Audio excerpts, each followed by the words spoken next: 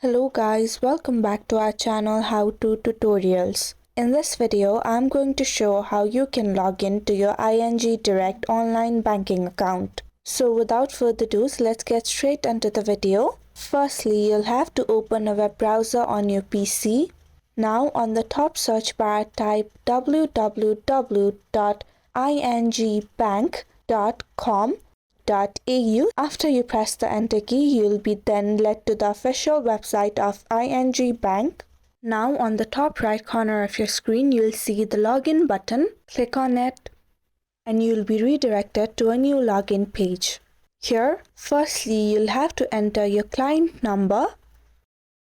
Then just below that, you'll have to enter your access code using the buttons shown above.